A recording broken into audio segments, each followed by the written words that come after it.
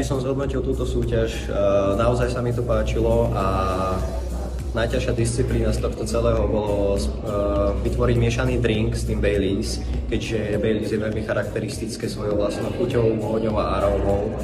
Takže zakomponovať to do kvalitného a veľmi chutného miešaného drinku bolo pre mňa najťažšie, ale viac sa mi páčila atmosféra celého tohto turnaja.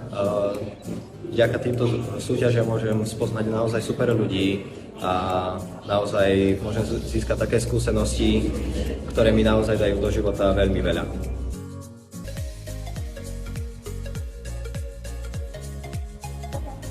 Všeobecne baristické súťaže si myslím, že pomáhajú mladým ľuďom zlepšovať svoje zručnosti, vedomosti a taktiež ich to pripraví trošku do života, do toho praktického života, čo sa týka práce niekde v baroch, reštauráciách a takto. No a konkrétne na tejto súťaži sa mi páči, že vlastne mladí ľudia sa naučia pracovať aj s alkoholom, aj s kávou, pretože myslím si, že tieto dve ingrediencie idú ruka v ruke.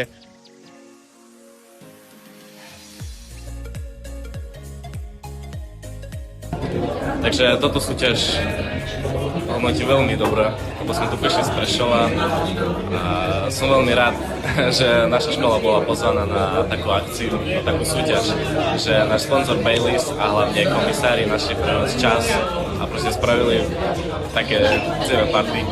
Som veľmi rád, že môžem tu byť a že z každého bodu Slovenska tu prišli ľudia. Všetko sa mi páčilo, vynikajúci asistenti, všetko bolo na úrovni.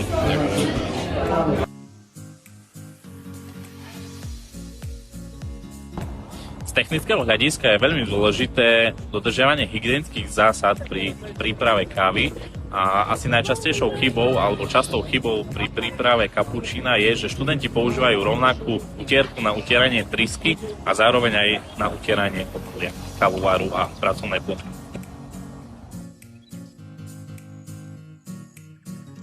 Takže čo ma tu najviac baví?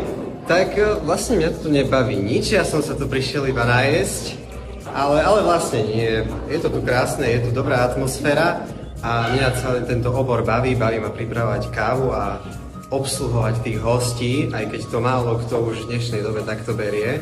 Ľudia to už berú ako povinnosť, že musí mu doniesť, ale to je to, čo robí túto prácu tou dobrou, že obslúžiť toho človeka a vidieť tú vďačnosť v jeho očiach, keď mu prinesiete dobre pripravenú kávu.